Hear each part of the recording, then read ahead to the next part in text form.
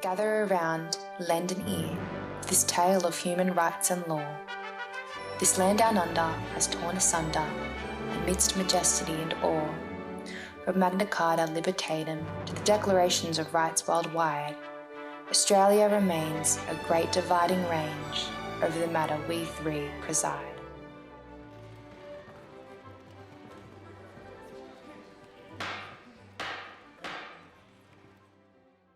Where are rights? This does not provide any clear insights into their common cause.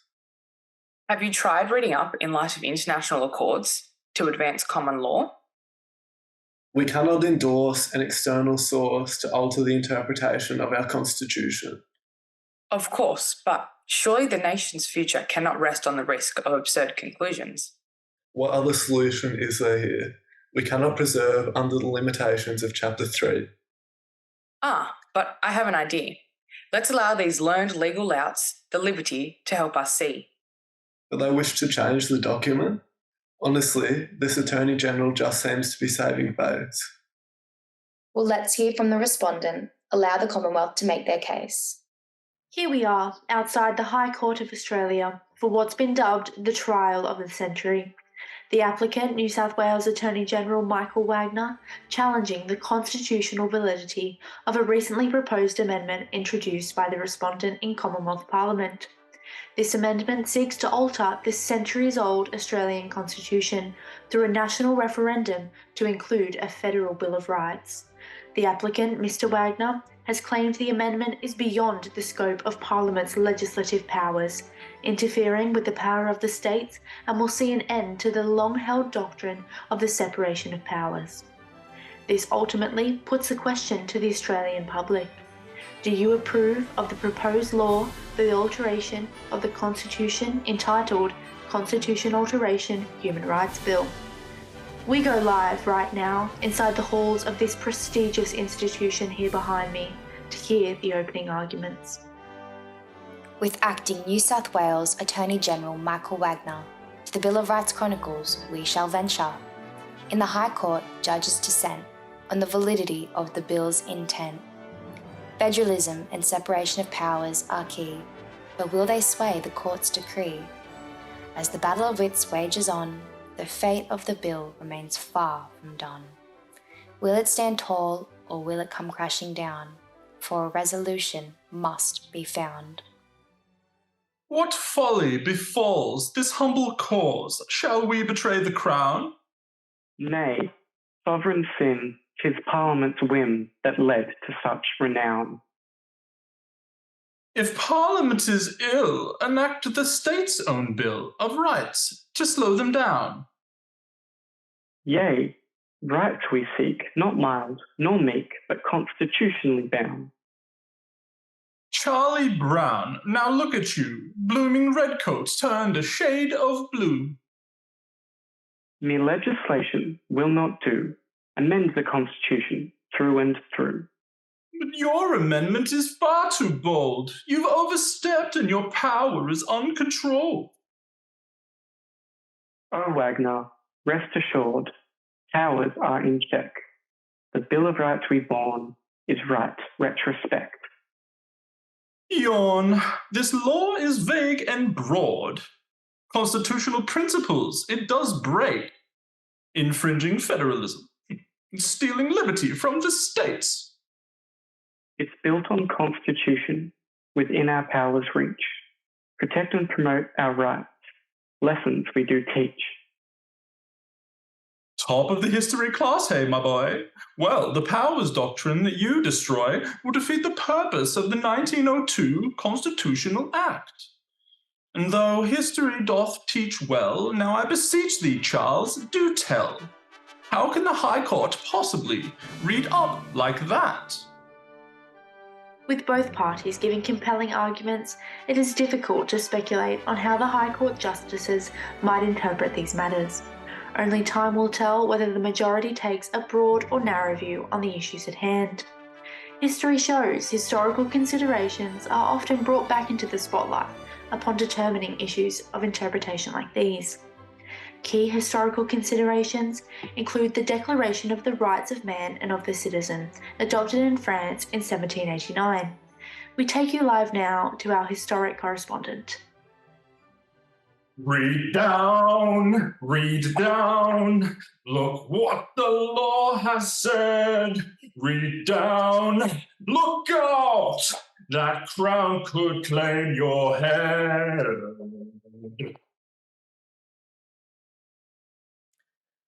God save the king!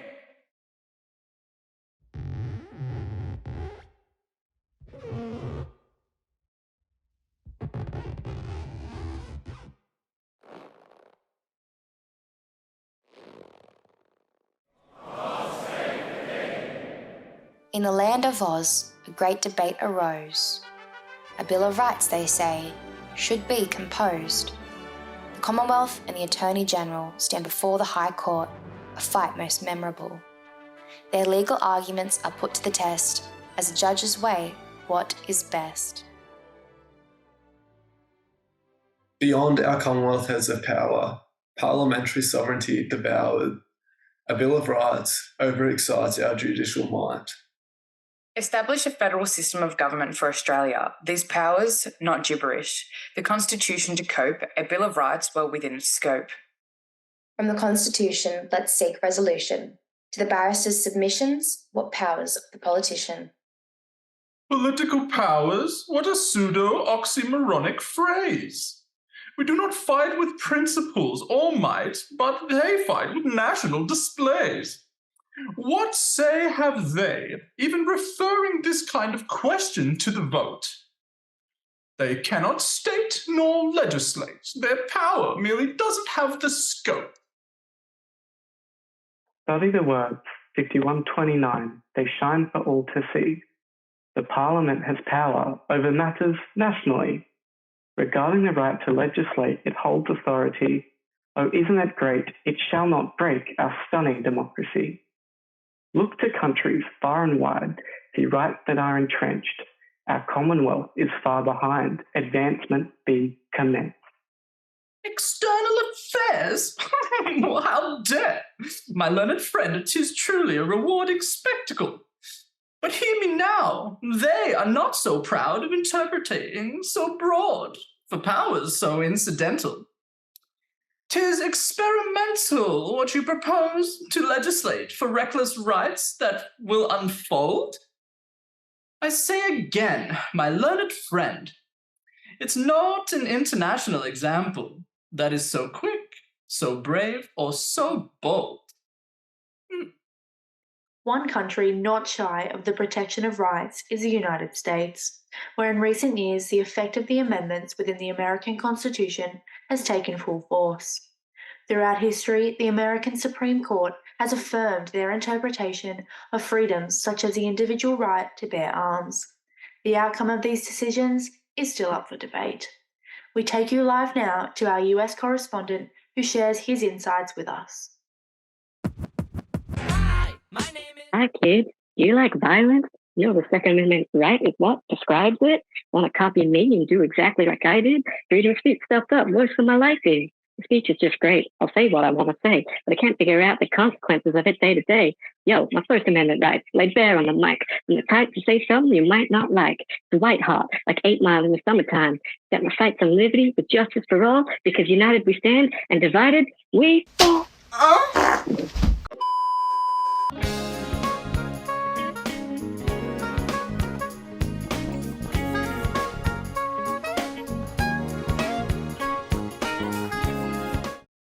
We apologise for the technical difficulties in tonight's broadcast. We continue to move alongside the matter on foot in the High Court behind me. The question at hand is, will Mr. Wagner be able to challenge what was described by some as a fundamental violation of Australian constitutional principles, or will the federal government prevail in protecting the rights of millions of Australians? Unshaken, the Commonwealth prepares their defence and continues their fight, arguing for the necessity of a bill to protect their rights. A Bill of Rights? Would it not destroy federalism? What arguments for such criticism? What about the separation of powers, judicial self-determination? No, a Bill of Rights respects the principles of federalism, balancing the power of those we elect, while also respecting rights of those we protect. Are these rights not vague? What about inconsistent interpretation, such a protection of rights limitation? What increased state power is unforeseen? What will this mean? A clear cooperative Commonwealth and states framework, less need of human rights patchwork. Let's investigate these predicaments and hear some persuasive arguments. Please, my lords, this amendment is too broad. The imposition will devour our federal system, bicameralism, the separation and division of powers. Not only does it sour the legislative endowments of the states, but I fear it undermines the very boundary lines that this Constitution delineates. The Constitution, it leaves not splintered. Separation of power remains unhindered. The doctrine which we hold so dear, upheld in principle, do not fear. Federalism, the amendment respects. Power at each level, it doth protect. Unless these ladies doth protest some yet intended interpretation, this amendment cannot defend against future interpretative pervasions.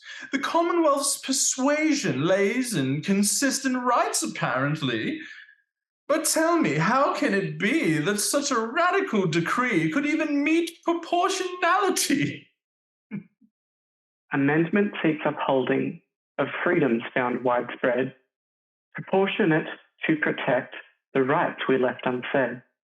This Bill of Rights proposed safeguard us all from threats to our individual rights, simple and complex. Simple rights to protect from civil threats. What an irreverent idea! Appeals to complexity do not prevent the unintended consequence, I fear. What of the laws and powers of our peers? Surely these 6 states shall be affected, and without providing a clear framework, how can any cooperation even be expected? The amendment provided framework, clear, concise, laid out. What to do and powers given, all have been spelled out. States and Commonwealth to unite, promoting human rights, neither holding too much power, there's been no oversight. Right, and I suppose you'd sympathize with the crisis the commoners face. But where was his responsible government contrite when Gough Whitlam was displaced? We now take you back to 1975. Australians witness one of Australia's greatest constitutional crises known to date. The dismissal of not only Gough Whitlam, but the underlying principles of our nation. Democracy, representative government, and the separation of powers all lay aside. Warning, viewers' discretion is advised. What is the charge? Eating a meal? A succulent Chinese meal? Gentlemen, this is Democracy Manifest. Ta-ta and farewell. We understand what we have shared on tonight's broadcast may be shocking to some viewers, and we encourage anyone who is troubled by what we have just shown to reach out for support if necessary.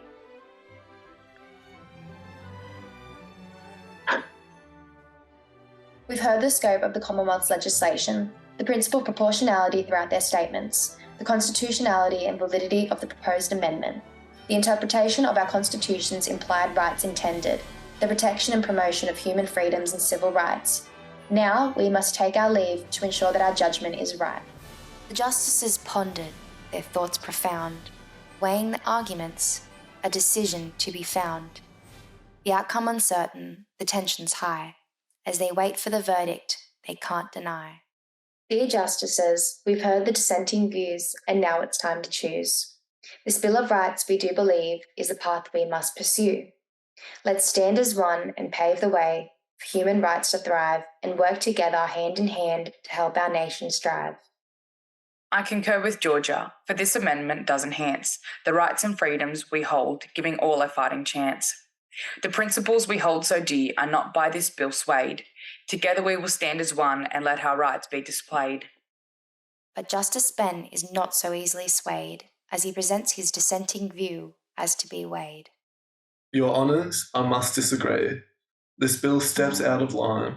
It grants the Commonwealth too much, infringing rights of mine. The Constitution, I do fear, this bill does shake, and so I stand opposed to this for our dear nation's sake. And so with grace and with wit, Georgia and Erin take the lead, addressing Justice Ben's concerns with all due heed. Dear Ben, we understand your qualms, but let us reassure, this bill, while bold, is not a threat but rights it will ensure. In line with our Constitution and the rights we hold so dear, we find this bill to be a step to a future bright and clear. Ben, your words we take to heart, but in this case we see a chance to build a brighter path for our dear country. The rights and freedoms we uphold, this bill will not betray. Instead, it aims to strengthen them in a clear and balanced way. Unconvinced, Ben stands his ground with might, maintaining his dissenting stance, despite the fight. Your Honours, I do see your point, but still I must dissent. This bill, I fear, could undermine our Constitution's intent. With powers grand, the Commonwealth could trample on our rights, and so I stand opposed to this through these long legal fights. The Commonwealth's amendment, we do so find, is just and fair, fitting within their powers and upholding human rights. The Commonwealth diligently continue their fight, respecting federalism and separation, the bill shall stand, and with the states will work to build a more united land. And so, still dissenting, Ben understands his place and acknowledges the court's decision with grace. I may not stand with you today in this decision grand, but as a justice, I respect the ruling of our land. Let's hope this bill, while not my choice, will guide us to what's right, and in the end, protect our rights as we step into the night. After much deliberation, a conclusion was found, Chief Justice Georgia and Justice Erin both standing their ground. With a unanimous agreement, the decision was clear, their judgments presented in the absence of fear. Over the last 2 decades, some Australian states, such as Victoria and the ACT, have demonstrated an increased willingness to give greater protection of the rights of Australians. However, the effectiveness of these mechanisms remains open for discussion. The so-called dialogue model provisions operating under both the Victorian Charter of Human Rights and Responsibilities Act of 2006 and ACT's Human Rights Act 2004 have received both support and criticism from various parties. We speak now with Ben from Victoria, who offers his insights on the subject. Rights? A Bill of Rights? Who cares?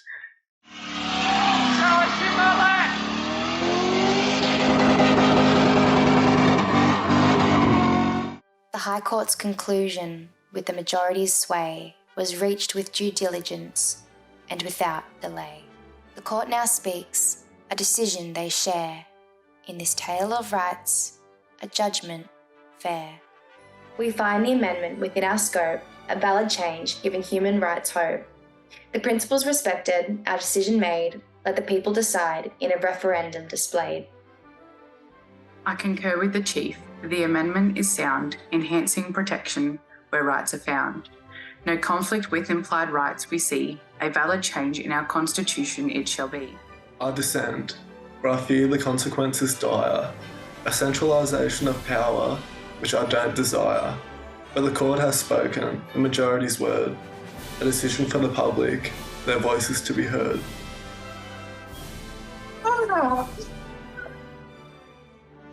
There you have it, ladies and gentlemen. It's official. The referendum question is going to the vote. The significance of this vote undoubtedly will be felt by many generations to come.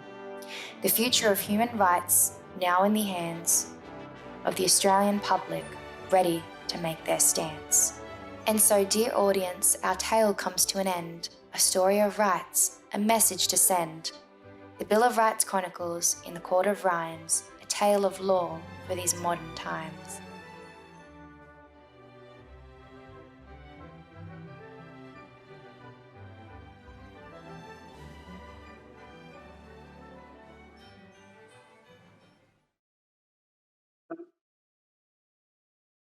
Uh?